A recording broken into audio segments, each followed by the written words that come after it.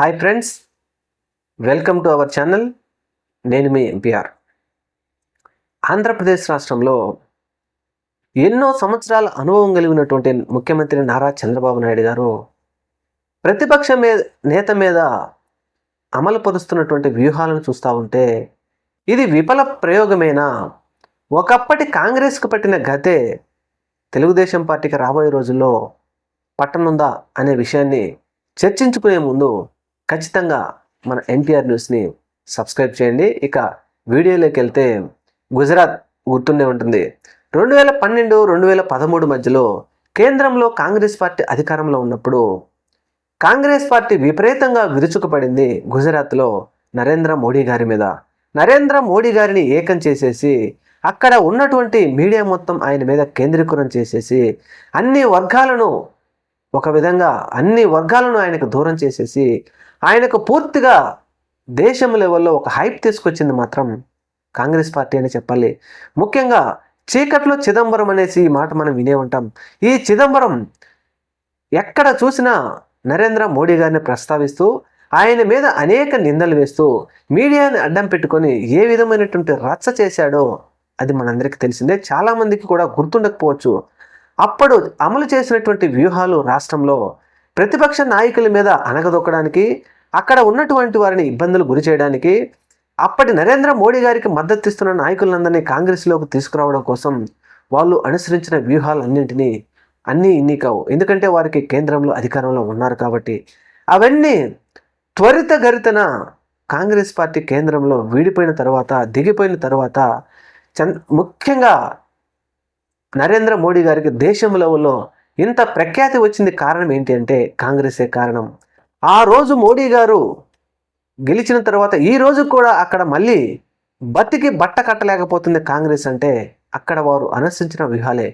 అటువంటి వ్యూహాలనే ఇక్కడ ఆంధ్రప్రదేశ్ రాష్ట్రంలో తెలుగుదేశం పార్టీ 2024 సార్వత్రిక ఎన్నికల్లో ఓడిపోయిన తర్వాత ప్రస్తుతం అనుసరిస్తుందా అంటే అవుననే సమాధానం చెప్పాలి. అధికార పార్టీ కూటమి భాగస్వామ్యంలో ఉన్న పార్టీలన్నిటికీ 300 నుంచి 400 యూట్యూబ్ ఛానల్స్, 15 శాటిలైట్ మీడియాతో పాటు పేపర్లన్నీ కేవలం జగన్మోహన్ రెడ్డి గారి మీదనే ప్రయోగిస్తూ ప్రజలలో ఏమీ నిరాశ లేనట్టు 2024 సార్వత్రికలో ఇచ్చిన హామీలను ఏ ఒక్కదాన్ని మనం అమలు చేయవలసిన పని లేదు, మేమన్నీ ఇచ్చేసాం అనే విధంగా జగన్మోహన్ రెడ్డి గారి మీద ఆయనను ఏ విధంగా ఇబ్బందులు గురి చేస్తూ ఉన్నారంటే చెప్పడానికి కనీసం మాటలు లేవు. వీరిచ్చిన హామీలో ఏ ఒక్కటి అమలు చేయడం లేదు.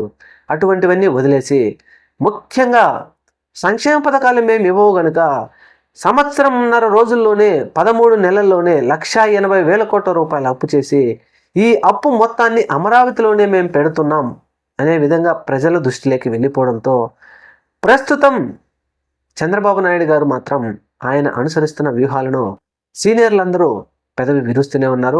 ఇది ఖచ్చితంగా తెలుగుదేశం పార్టీ అప్పట్లో కాంగ్రెస్కు పట్టిన గడ్డే పడుతుంది. 0 స్థానానికి మళ్ళీ వెళ్ళిపోవడానికి తెలుగుదేశం పార్టీ రెడీ అవుతూ ఉంది. ఇటువంటి వ్యూహాలను జగన్మోహన్ రెడ్డి గారి మీద గనక వ్యూహాలను అమలు పరిస్తే ఖచ్చితంగా తెలుగుదేశం పార్టీ రాబోయే రోజుల్లో కనుమరుగైపోతుందని చెప్పేసి చెప్తా ఉన్నారు.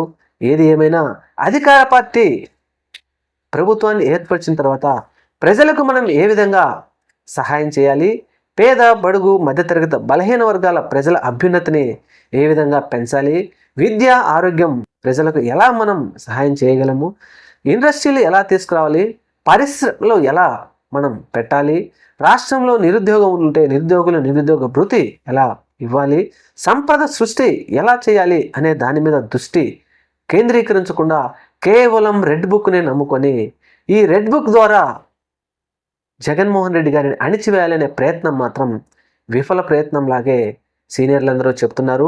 మరి చంద్రబాబు నాయుడు గారు అనుసరిస్తున్నటువంటి ఈ వ్యూహం రాబోయే రోజుల్లో కాంగ్రెస్కు పట్టిన గతే టీడీపీకి పడుతుందా లేదా అనేది జమేలీ ఎన్నికలు వస్తే 2027లో రాకపోతే 2029లో తేల్చనున్నారు ఆంధ్రప్రదేశ్ రాష్ట్ర ప్రజలు. Thank you. మన ఛానల్ని తప్పకుండా సబ్స్క్రైబ్ చేయండి. నమస్తే.